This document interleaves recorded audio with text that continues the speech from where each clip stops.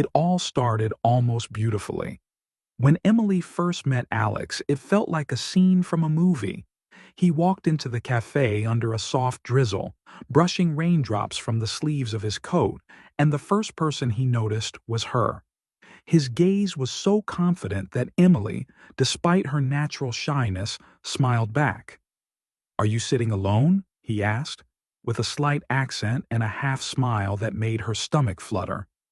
"I just opened my book," she replied. "But maybe you're more interesting." He laughed genuinely. He was charismatic, attentive, and seemed to read between the lines. Within the first few weeks, he became everything to her: friend, lover, confessor. He often said, "I've never felt so whole with anyone before." So did she. Only later would she realize he said that to everyone. It was a hook. But in that moment, it felt real. The first red flags were quiet, almost invisible. At first, just a touch of jealousy. "Why are you still texting that friend from college? You have me. That should be enough." Then, comments disguised as concern. "That top is a bit too tight. I just worry people might get the wrong idea about you." He didn't yell. He didn't hit. His weapon was subtler: suggestion. He planted seeds of doubt in her mind until she began to question even the simplest things. She no longer knew what she wanted for breakfast. The old Emily loved pancakes with maple syrup. The new Emily picked whatever Alex liked. Even if it was just black coffee, no sugar, she swallowed the bitterness.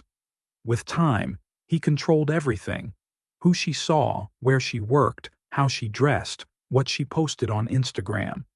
If she did anything without his approval, he withdrew. No scenes. He just vanished. And that was scarier. 3 days of silence, and she would lose her footing. She'd beg, "Tell me what I did wrong."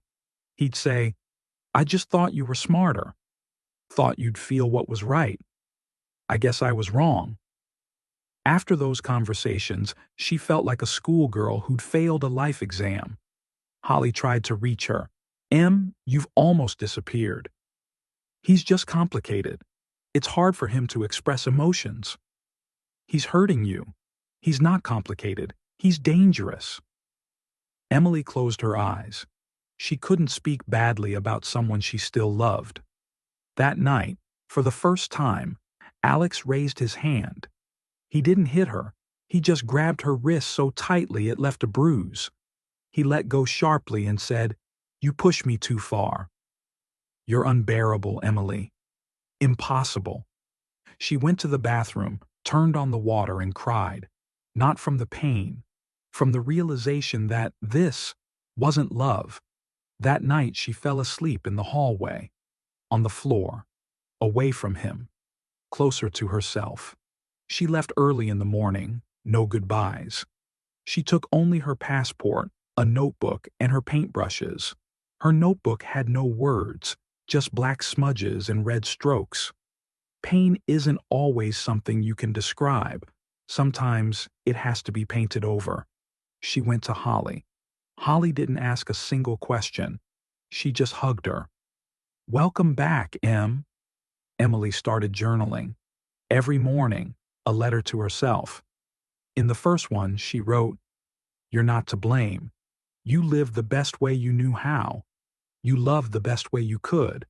And now, you're learning another way." She made a habit of recording the things that made her feel alive, the things that made her, her. 2000s music. That smile when the sun slips through the curtains. Coffee with vanilla. The sound of a paintbrush on canvas when water and pigment leave their trail. 2 months later, Alex texted, "I miss you. Let's just have dinner." Like old times. And Emily felt her heart race. The old fear.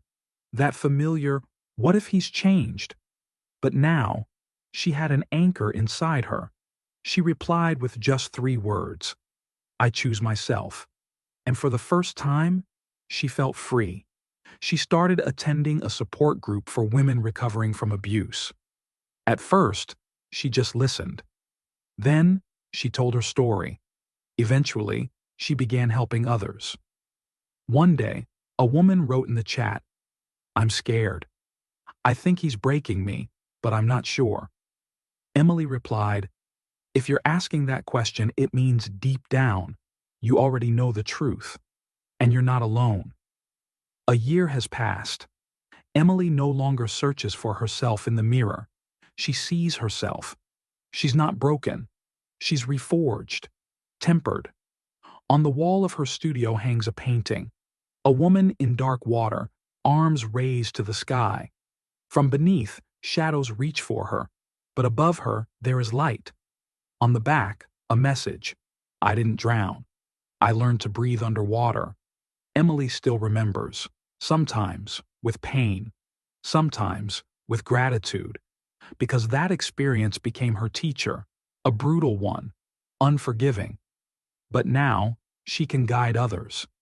If you've read this and seen yourself in these words, know this: you're not crazy, you're not weak, you're not the one who let it happen.